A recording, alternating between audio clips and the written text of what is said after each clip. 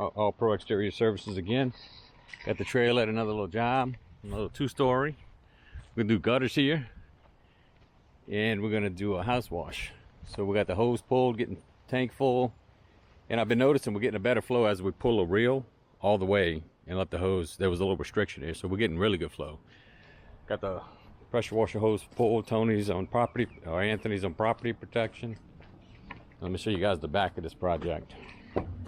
Let's see if we get in here. And then we got gutters here.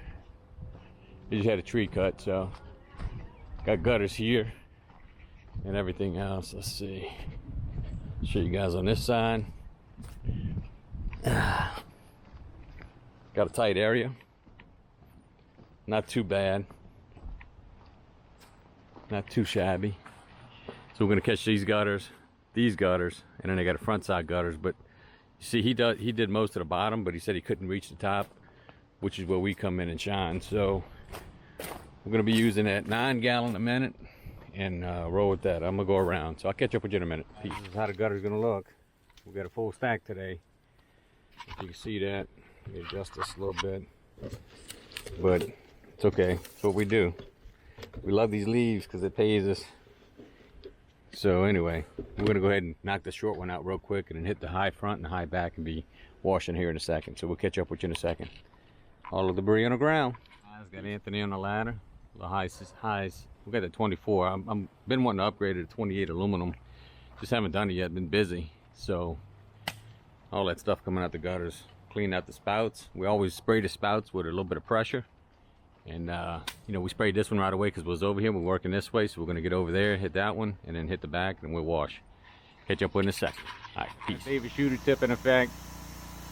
And sometimes you need that extra flow in that streamline to get that stuff off the eaves, if you can see it.